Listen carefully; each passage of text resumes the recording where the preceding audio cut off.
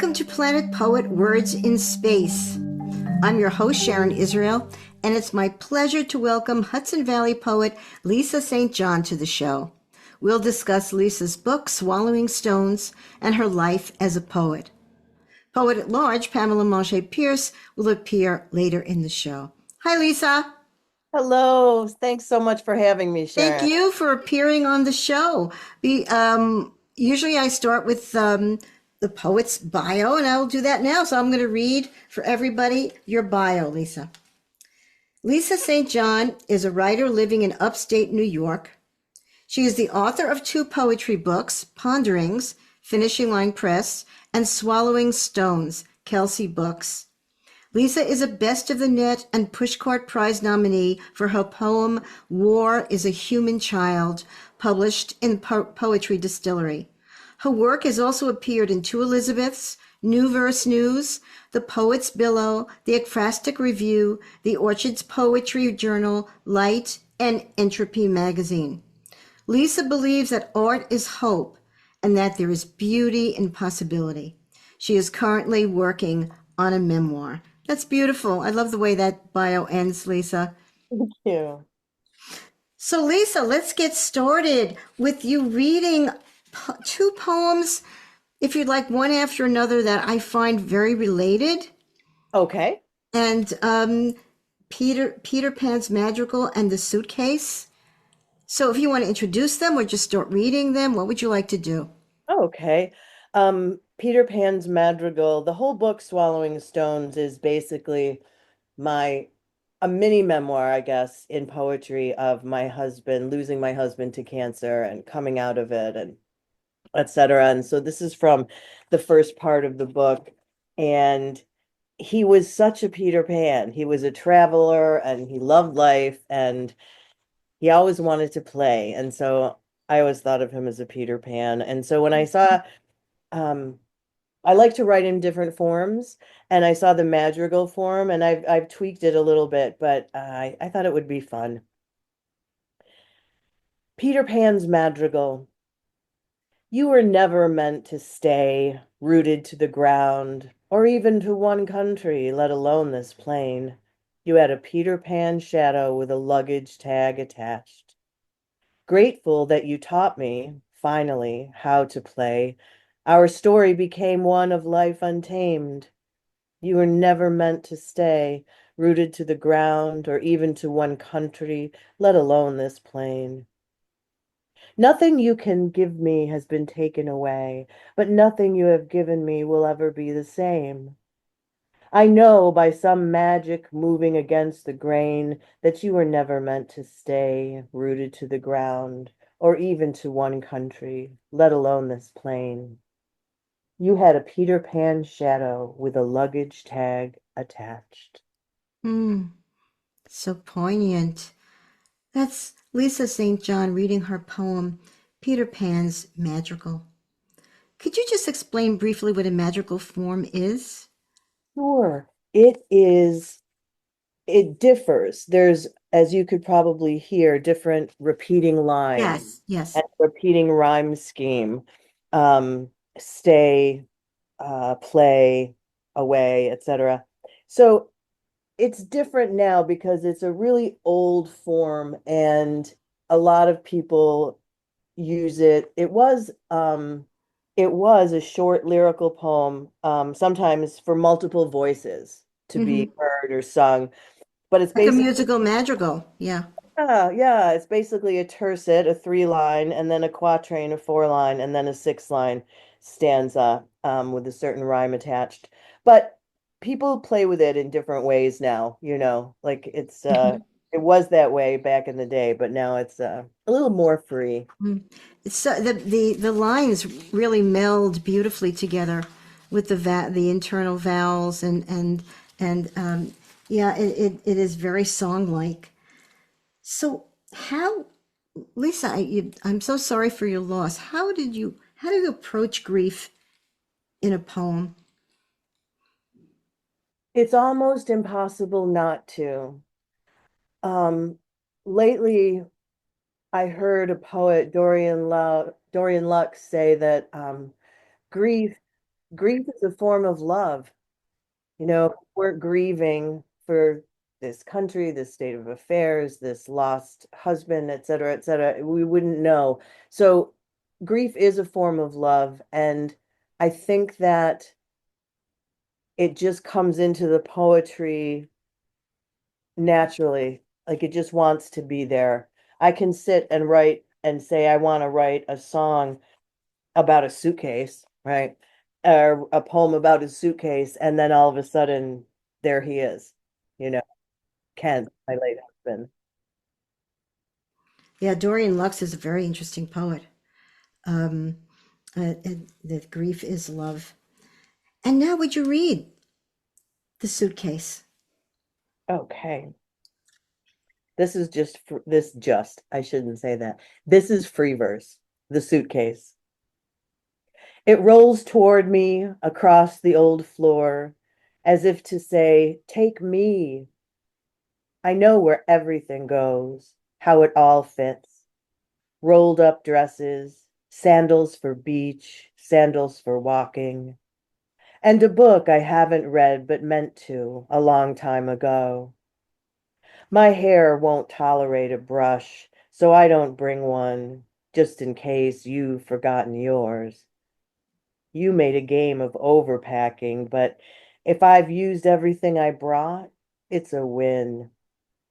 As Mm, I zip it up, I think of the pockmarks rain makes in the sand that my footsteps will smooth out. mm. It's The Suitcase by read by beautifully by Lisa St. John. And I was thinking when I heard both these poems that the first poem addresses the one who didn't stay, and the suitcase is like the shadow of the one who stayed. Can you tell us a little bit more about how you think these are intertwined if you do? Sure, and that's why they went in the same section of the book, right? Mhm. They're the beginning of loss, the beginning of grief, the that feeling that it's always right there. The pain is so right now and right in the moment. And as I said, I can't think of packing a suitcase without thinking of Kent, right? Because he was a travel writer and photographer and he did all his own packing, obviously. But the differences, it's the beginning of the differences. He would overpack for everything. And he'd say, "Oh, you need a bigger suitcase, Lisa. You need a bigger suitcase." And I thought, nah, I really don't. Um, but it's the beginning of a separation. It's the beginning of doing things not always the way we used to do them together. And so the Peter Pan is he's got a luggage tag attached to his shadow for sure. And it was just he lived life so ferociously and with such gusto. And the way I am traveling now, or when I wrote this poem, is different than the way we did it together. And so it's kind of the beginning of the difference, I guess. Thank you, Lisa. Would you read Dia de los Muertos for us from the book? Certainly. This is where the title comes from. This poem was really a gift, you know. Sometimes you just sit and you sit to work and you write and you write and you write and maybe something comes and maybe it doesn't, but you think to yourself, okay, I've done my job today. I've tried, right? And other times you sit and you work and you work and it just happens. The muse or whatever you want to call it just begins to work with you and it just works. This was from the Art Society of Kingston had a show called Poetic License, and you were to submit poems, and then visual artists chose poems to create visual art from. Mm. And the show went up together. And I was so excited because Terry Murray, who is a sculptor, chose this poem and he made a beautiful retablo. It's like an ofrenda. It's a, it's like a little altar in a way that stands alone and it just has the dead's favorite things on it. Because Dia de los Muertos is the Day of the Dead, and it's the day the Mexicans celebrate a conjunction or a coming together of of the living and the dead in order to honor the dead and to give them their favorite foods, et cetera, et cetera. So um, I was super happy with what Terry came up with, and I ended up buying it from him because That's it great. is perfect. Dia de los Muertos, come home. Afraid that building an ofrenda would wake you from some sacred silence, I mixed new mortar instead, adding sunrises from Puerto Penasco, dolphins too. I mixed in a bit of cement and a touch of rebar for remembrance. Perhaps this retablo will offer me guidance in the sacrilege of hope. Then again, I'm no painter. Merging San Miguel de Allende's cobbled hills against Pacific fierceness from Los Cabos, I sprinkle with migrating whales. I can wish for the impossible here in our intimate Sonoran skies, Oaxacan hills. I reach into this batter and taste. I swallow stones. That's Lisa St. John reading her poem Dia de los Muertos from her book Swallowing Stones. The last line, I swallow stones, you adapted that for the title of the book? Yes, it seemed to have, it had the most resonance for me. And it also, people who read the poem before the Mhm, book was mhm. published really loved that last line, you know. And so I thought this is the title. And I'm not very good at titles, generally speaking. It's something I've really had to work at. So um when when I put it as the title and showed it around to some of my critique groups, they were like, yes, that's it, that's it. So It's a it, great title. It is hard to do titles it for a book, is. especially. I mean, it's such a big deal, to make a title. What is your link to Mexico? Kent and I met in Woodstock. I was living there, he was living in Kingston. And once we were together, we moved to Arizona and we lived there for 12 years. And we basically started our life together there, you know, and it's very close to Mexico. It's only a 4 hour drive, and you're on the ocean, you're on the Gulf of California, and you can watch dolphins and whales, and it's just really beautiful. And we used to go quite often. It's also much cheaper to fly there from Arizona, you know, than it is from New York. So we just fell in love with it, and we went all the time and all over the country. And I still go. You know, Still go. I do. I spent all of February in Puerto Vallarta this year.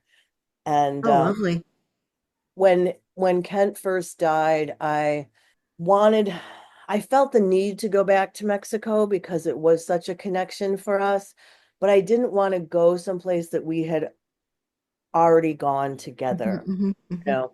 So I ended up in this little island off of Cabo San Lucas called Isla Mujeres, the island of women. Wow. What a And, name.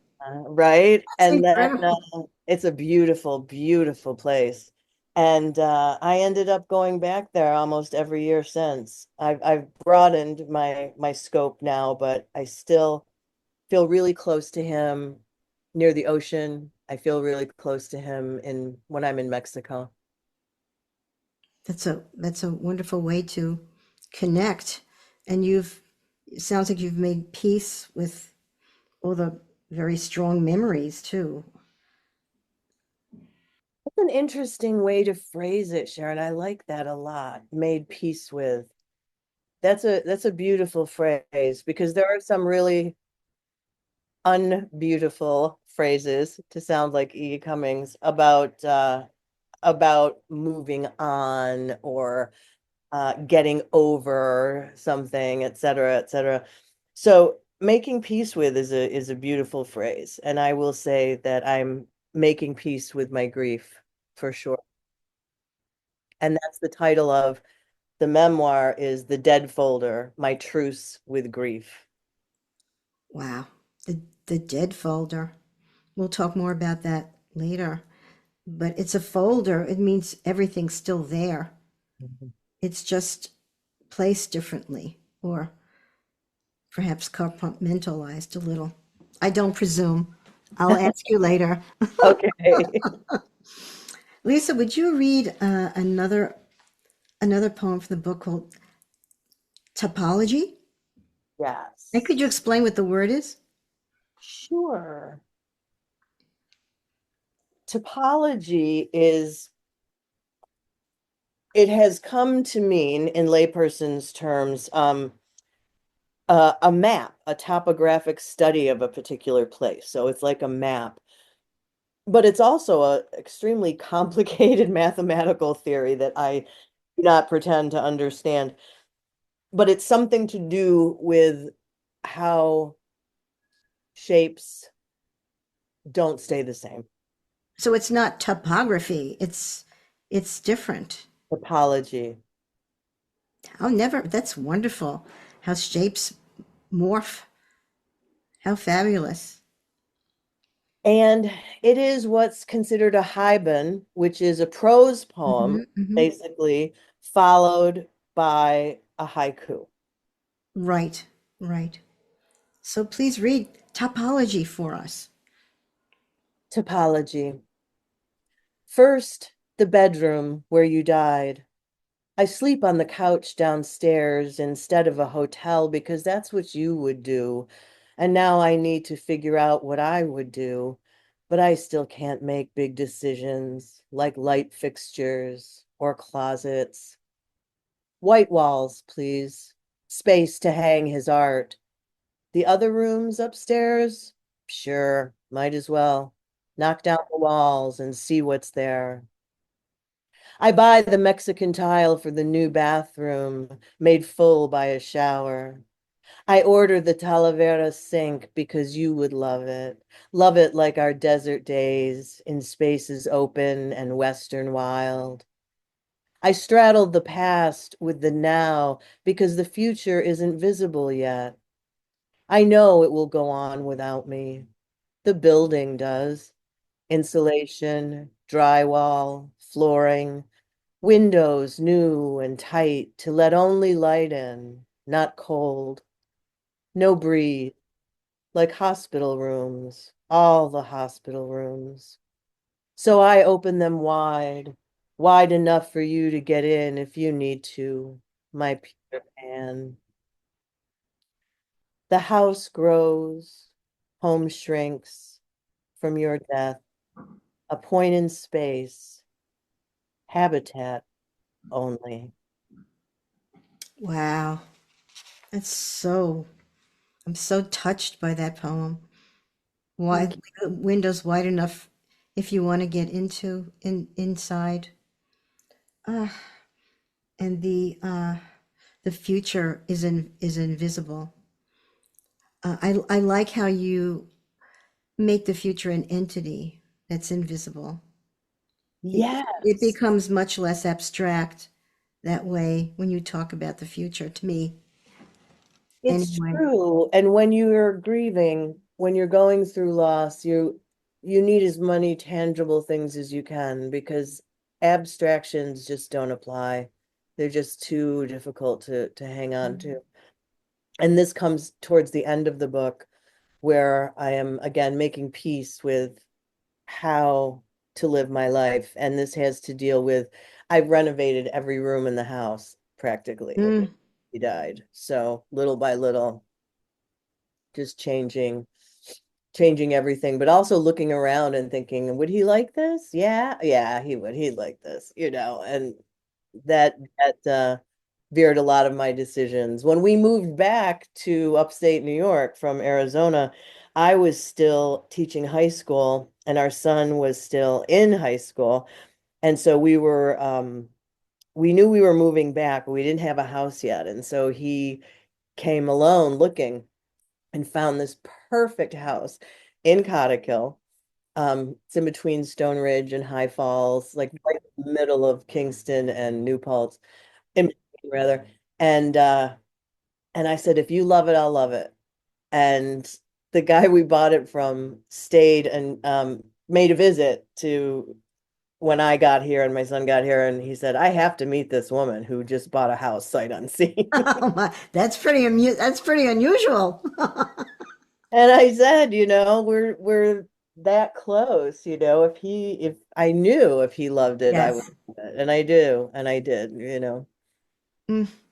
I love the way your imagery is so specific in this poem, and how you go from describing the Mexican tiles, the artwork, that would he like that, and the Talavera sink to the hospital room with the Mm. breeze, and to say about a breeze that it's got bad connotations. Usually breezes or pleasant things or harbingers of of lightness, and it's a very startling way you presented that.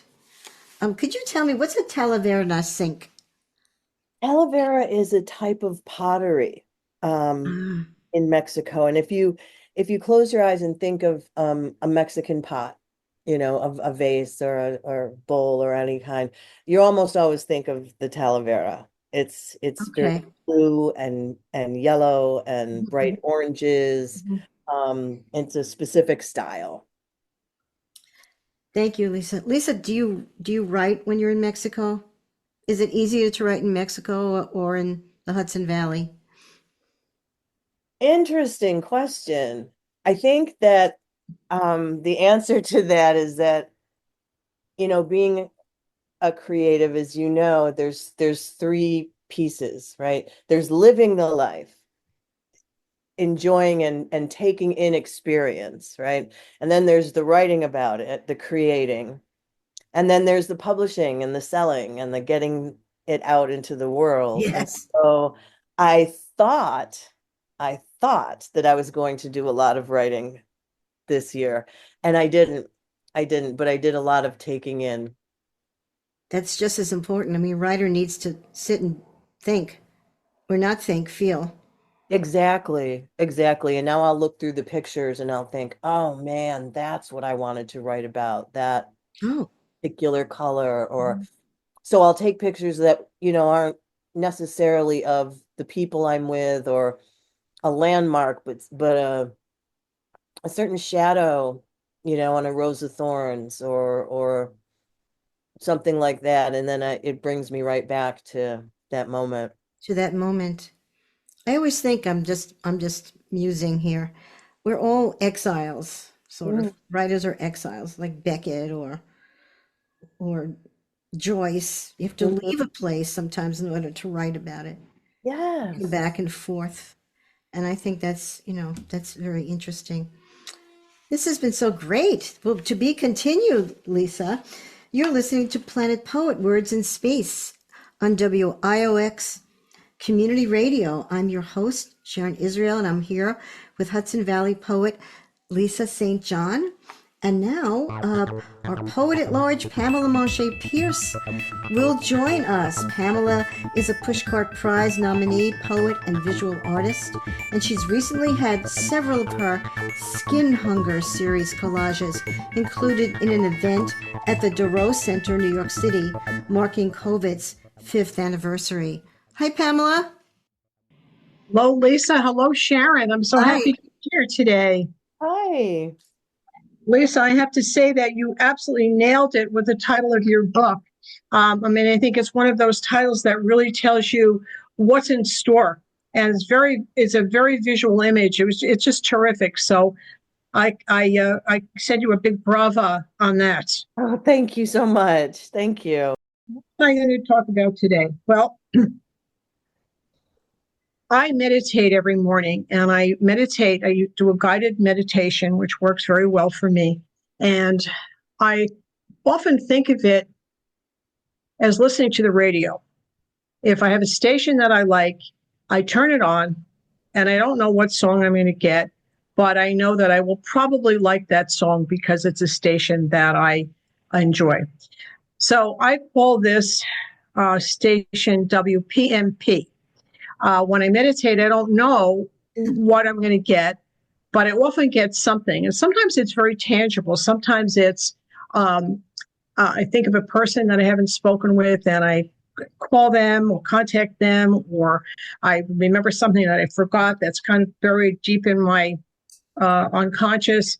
And last week, I was thinking a little bit about being on the show, and I got a very clear message to go to my bookshelf and for one particular book, which is called The Poet's Work. It's 29 Masters of 20th Century Poetry on the Origins and Practice of Their Art, edited by Reginald Gibbons. I recalled immediately buying this book when I was working in the fashion industry. I was in my early 30s, and I remember it was a stretch for me financially. I look at it now, it's $6.95. And I opened the book, and I was very touched by the inscription, which says, in my handwriting, "To Pamela, with love to herself, April 16th, 1980. Oh, how wonderful. Thank you. It is wonderful. And this was the beginning. I've always been writing. I've been writing since I can write. And I had just had a couple of poems published in an international journal. So it was a very, very exciting time for me. I was working in the fashion industry, and I realized that I was staking my claim to this life. I would go to this coffee shop at lunch hour with a notebook, everything bustling around me, hamburger, people yelling, all of that. And I would write. And I bought myself this book as part of this staking my claim to this life. And as I was looking at this book, I was thinking that when I began to write with more ballast, let's say, or more commitment is a better way to put it, I took on the conventional wisdom about a poet's practice and when you write, which is you get up in the morning and you do that first thing, and that's the time to write. And this is very reinforced by Julia Cameron and the Artist's Way, which was very instrumental in my development. And I took that on for a long time. You sit down when it's dark, you get up when it's light, and it worked for me for many years, no matter where I was living. And then when I moved back to Manhattan about 11 years ago, I couldn't make it work. And I've searched around over the last few years to find a writing routine that really worked for me, which now I've landed on, which is taking a personal retreat for 3 days out of every month. I mark that in my calendar. I don't go to the dentist. I don't go to the doctors. I don't pick up food. I get food in the house, and I don't have to do anything but write for those 3 days. I'm allowed to do that. During the month leading up to that, I often write notes, and I can come to this 3 days with a stack of notes. I've done a lot of reading, maybe a book that I want to read. So I have really landed on this. This is really working for me. I find that writing poetry has a very long runway for me. So I need to calm down. I need to relax. I need to cut down on stimulation. I don't even listen to music, basically. I don't talk on the phone very much. And that is working for me. So this is working for me. As I landed on this, my friend Sharon, who is on the air with me today, also came up with a writing, a time way for herself, which I thought was very ingenious, where she works for about 25 minutes and then takes a 5-minute break. Now, I was sure that I had heard this in some Japanese context, and I decided to do a little bit of research. Well, what Sharon landed on is something called the Pomodoro technique. I had no idea. I know. That's what makes it interesting, Sharon. And this was invented by Francesco Cirillo, who was an Italian student I think in the 80s, and he wasn't getting enough work done. So he went to the kitchen and he took his mother's kitchen timer, which was in the shape of a tomato. I think every household had that kind of a thing. And he invented the Pomodoro technique. He began to write about it, and he wrote a book about it, and it's been taken on by many, many corporations and thousands of people to focus and to be more productive at work, including the Japanese, who listed and there are ways to be more efficient at work. Japanese techniques, 8 Japanese techniques for business leaders to overcome laziness. And the third one is Pomodoro technique, manage your time. So they don't even translate this into Japanese. They just took it from Francesco. So Sharon and I both came up with different writing, time schemes and how to use our time. And I think one of the wonderful parts of this book is that it says that right in the title, the origins and practice of their art. So the origins are really the inspiration in this book. It talks about ways different people are inspired to create their work, and also talks about the practice of their art. In reading this, I discovered a poet that I did not know, a surrealist named René Char, Char. Mm-hmm. He was born in 1907 and he died in 1988. And he was really part of it with Breton and all the other surrealists. He hung out with Kandinsky and Picasso, and they highlight him in this book. The review of the book highlighted him, and I want to read you this wonderful, the review of this book from 1980, the New York Times. It says, I really love this. This book contains a number of lyrical pieces that try to describe the sensation of working at the top of one's powers.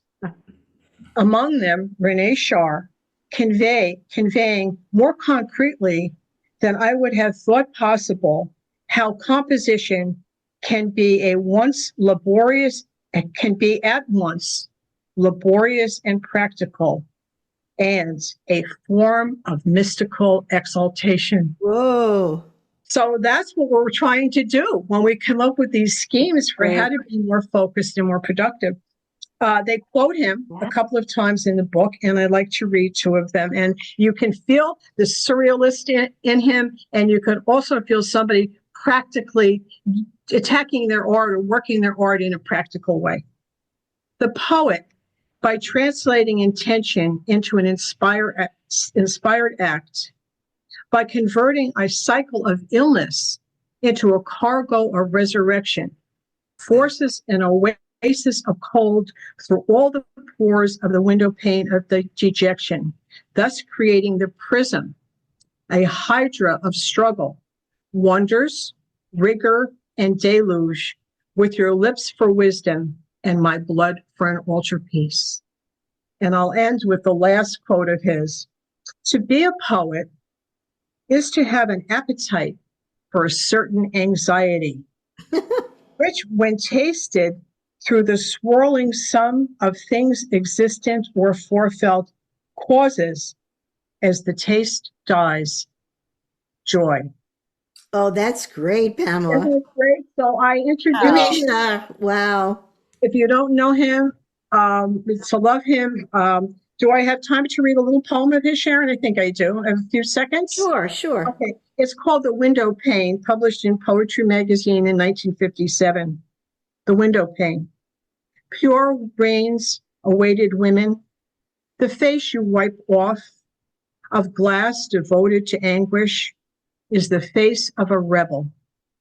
The other, the happy man's window, shivers before the log fire. I love you, twin mysteries. I feel you both.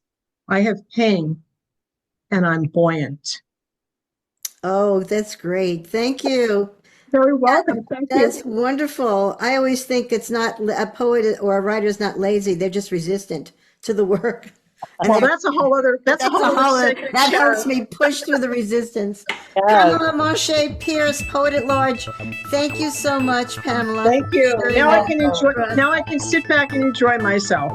Oh, wonderful, Pamela. Thank you. Thank you for sharing that. Bye. I like that line from that Pamela shared, a hydras of struggle. Ah, the Hydra. Hydras, That's the beast that Hercules fought. yeah, and it The just makes me Hydra. realize, the goal is to make it look easy, right? And all the work that goes into it does not. It's not easy.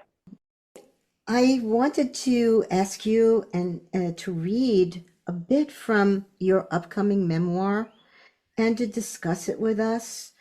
And you gave me the working title, as you said before, The Dead Folder, My Truce with Grief. And we've talked a little bit about dealing with grief during the writing process. If you want to talk a little bit more about that or about the title. Sure, sure. It started as just the dead folder, and I I wasn't really ready to shop it out to agents and publishers yet, but I did anyway because memoir is one of those things like you kind of want it to be over with as soon as possible. Um, Um, and the publishing house said the dead folder. No, no, no, that sounds like a John Grisham novel. And I went, okay, well, it's not that. So what it is that even though we had 4 years of four different types of cancer and all this time to think, we never prepared in a practical way, right? So when Kent died, I had, oh my gosh, what's his PIN number to this? Where's his, link to that? Where's all that minutia that the one left behind has to deal with? I did not want my son to have to deal with that. And so I started this folder, right? Here's my insurance papers. Here's my PIN numbers. Here's my, all these things. And it just started growing. And I realized that by putting it together, some people would say, oh, that's so morbid. And I'd say, no, it's not. It's not. It's a gift. Chauncey, my son, right? It's a gift because it will be one less thing for him, many fewer things for him to think about, you know, because even though we have death doulas who, like birth doulas, help the dead move on, I still think we need a spouse doula or a partner doula or for something, someone for the person left behind help do all that stuff with. I'm lucky. I have sisters and friends and a tribe, and they help me a great deal. Um, but not everybody does. And so by compiling the folder little by little, it was also making me remember things and it was making me, really come up with an eventual truce. it's so compelling, Lisa. Thank you. Would you read a bit for us from the memoir? Here's a short excerpt from the first chapter. It will be 12 years since my husband Kent died. It feels like 12 minutes sometimes. I turn to share a thought about rainstorms and tiny birds, but he isn't here. I pick up the phone to call or send him some silly video of the grandbabies, but he can't answer. If he could see the hummingbirds this year, more than we've ever had. If he could see the new addition to the house, all window lights stretching out with a deck he would have spent all his time on. If he could see our grandchildren, magical in their curiosity and kindness. But I am here alone on the deck with the birds, waiting to play bubbles, with 5-year-old wonder and 6-year-old joy. How can I tell them the story of us? Oh, that's Lisa St. John reading from her upcoming memoir, the Dead Folder, My Truce with Grief. Um, Lisa, you have a Substack presence. You're writing the memoir, but then you get these thoughts. I would love to read what you call in your Substack post the widow note. And when did you write? You wrote this recently. Is that right? Yeah, Okay. I'm new to Substack, so I'm still on the learning curve, figuring it out It exactly. looks very beautiful from what I've seen. Nicely done. Widow note. I had an awful nightmare last night. Kent, defunto esposo, was alive again, but he never told me. I found him all drunk and disorderly at a wharf of some kind. Back across Leith, I was beyond angry. I woke up furious. Yes, you can be angry with the dead. Sorry, Kubler-Ross. Still not buying it. That's really good. And It I sounds tried better. to, the furious is all caps and you underline Leith, which is the waters of forgetfulness, correct? Yes, So, yes. so you're still, you know, it's very present. Tell us a little bit about the note. Um, the links too, I always when I write, this is a blog, I guess. A Substack is a kind of Mm-hmm, blog. Um, and I like to put hyperlinks in there for people who, hmm. what is Leaf again? I don't know that, but I thought I did. You Sure, know what I mean? absolutely. Or if they didn't know Kubler-Ross, who does I think it's the 5 stages of You're right. grief Hmm. and this and this. Yeah, no, it doesn't work that way. Um, but it might. I shouldn't say that. It might for some people, but it's not as linear as that. Right. The linearity of it seems very pat. It's Yeah. helpful. It's helpful, but Yeah, yeah, and I think it is helpful in the sense that it lets people know that, oh, okay, it's okay to be angry right now. That's where I'm right, at. exactly. Denial. But yeah, that's not how I've found it to work, that's for sure. Um and yeah, I slept a lot when Kent first died because, when I'm asleep, he's not dead. Mm. Oh, Um And that nanosecond of when you wake up and you go, oh, oh, right, is is pretty universal, I think, but we don't talk about it at all. And that's one of the reasons I wanted to write this book is because, our westernized society feels so shameful towards death and grief, and we don't want to talk about it or think about it or, and I think that's so harmful.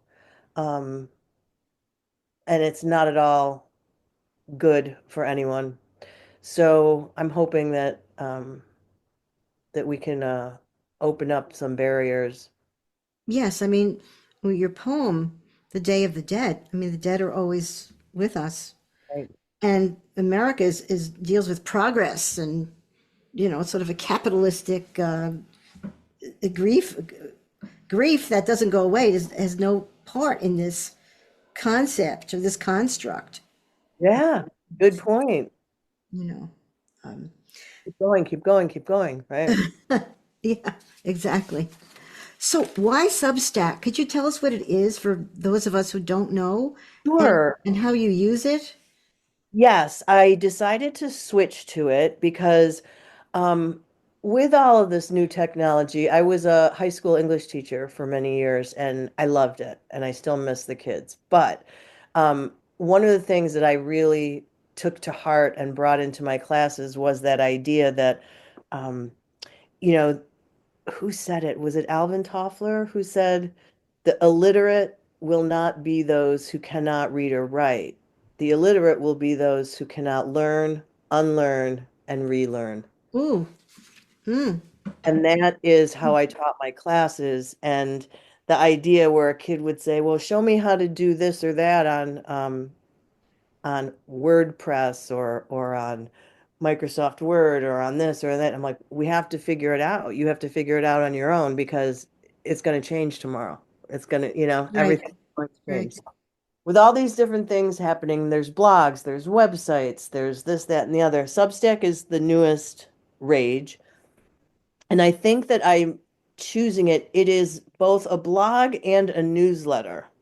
Uh-huh. So I had a separate blog, I had a separate newsletter, and then I had my website. And I thought this is Too cumbersome, much. Yeah. especially if you're trying to create an online presence. So then you're also on Facebook and you're also on Instagram and Blue It's Sky or whatever it is, it can be overwhelming. So I said, I need to consolidate all of this. mm-hmm, mm-hmm. Because I found that whatever I was putting in my blog, I was also repeating in my newsletter, a lot of the time. So Substack is, I think, for me, the way I'm using it, it's a blend of a blog and a newsletter. That's And great. it's on Substack's platform, right? But I have the link to it on my website. So hopefully the website is your hub for everything. Sure. So my Substack is there, and there are lots of complicated pieces about Substack that you can do, chats and messages and things that I haven't gotten into yet. So I'm still learning. I'm Yeah, definitely, I like what you said. It's compact. It's interactive. You can go to your website and go to Substack, go to your website. It really is it's very functional. And you have a very active life as a poet in the world, and you need this. You just appeared at AWP yes. at a panel called Divergent, Delusional, and Inspired Stories We Chose to Tell. And how Yeah. did that happen, very briefly? Because we are running out of time. I can't believe it. I know, I know. It's my friend and colleague Natasha Williams wrote this amazing, amazing memoir called The Parts of Him I Kept, Ooh, The Gifts of My Father's Madness. oof. And it is out now. And I had told her about AWP, which is the Association of Writers and Writing Programs conference. It's one of the writing conferences in the world, and they do it every year. This year it was in Los Angeles, and there's different ways to get involved if you don't want to just be an attendee. And so Natasha came up with this wonderful panel, and there were five of us, all who read something that had to do with mental illness, surviving mental illness, or the people who had it. And so that's where the title comes from, Divergent, Delusional, Inspired, the Stories We Choose to Tell. And so we did the panel at AWP, and it was very well attended. I was super excited, and hopefully getting the buzz out about her book, which is now available on Amazon. I've never read anything like it. She's got me. Now, this book, her book, has got me writing reviews, Aha. which are so helpful for writers. Mhm, But I've only done little, the little blurb-ish mhm, reviews mhm. on Amazon and Goodreads, and now I'm learning how to do a full-blown Oh, review, it's totally different. Yeah. right? Um, yeah, so that's how I ended up at AWP this year as a reader on her panel. Now we could read an excerpts of Mothers and Other Demons or another poem and whatever you'd like to do, Lisa. Also, I just want you to briefly mention your affiliation with the International Women's Writers Guild. Yes, I'm on the board of the International Women's Writing Guild, and I am super excited to say that this year we have a summer conference every year. And this year it's going to be right here in the Hudson Valley. It's going to be in Kingston, Stepping Stone Conference Center, right off Sauk Hill Road. So the link is iwwg.org, and you can look under workshops and it will take you there.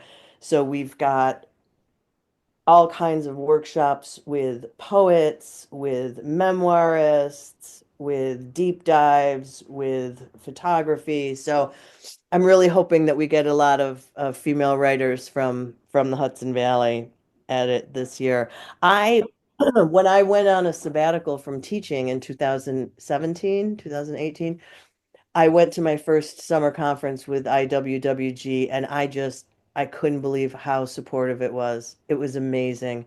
People were just lifting you up, like, how can we help you? How can we help you? Wonderful. Wonderful.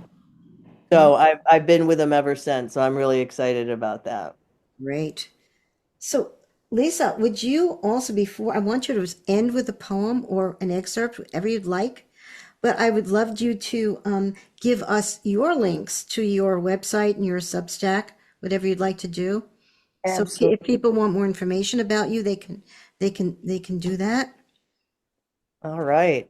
Um, we'll do the links first. Let's see. It's LisaChristinaSt.John.com. And on there, you can find the link to my Substack and also the link to IWWG's Writing and Wellness Retreat. I'm in the middle of fixing my website and getting it a little more streamlined. But at the very bottom are also the links to my Twitter account, LinkedIn, Instagram, Mhm. Facebook, and YouTube. Great. So all those links are on my website. Excellent. So we'd like to go out with a poem, Lisa, if you All would. right. All right. I'm going to read Mowing the Lawn because it just seems like one of those poems that people really respond to. And it's very fresh in terms of being written right after Kent died. Mhm. So, because he used to love to mow the lawn, he did it like twice a week. I don't know why. Mowing the lawn. You would hate the way I mow the lawn. My line-ish things, my lack of symmetry, my desire to go over the same spot twice. You would hate that I go over the rocks you taught me to avoid. My patterns don't make sense. And if I stop to flip a turtle or watch a baby snake periscope its new world, I can hear you asking. I can sense your puzzlement. You told me once, Lise, if there's an ass backward way to do something, you'll find it. I smile, remembering running down the up escalator in the Paris metro, you catching me in time for the free concert in Saint-Sulpice. We made it. We always made it. And now I hit the rock and it makes that crunching noise. And now I go over the rock and over it and let it make that crunching noise because something should be allowed to make noise. You would hate the way I keep stopping the mower to get a drink or write a few lines. You would hate the way I go over twigs of increasing size just to see how much the blades can take. You would not understand why I keep it in first gear only, and only you would understand why sometimes I mow the lawn more than once a week. Oh, it's beautifully read, Lisa. That's Lisa St. John reading her poem Mowing the Lawn. Lisa, it's been such a tremendous pleasure having you on the show. What a beautiful conversation. Thank you so much. And thank you, Pamela Manché Pearce, for your wonderful segment. And and thank you all for listening. Oh, thank you, Sharon. This was wonderful. Oh, Thank you so much. it's great. Thank you.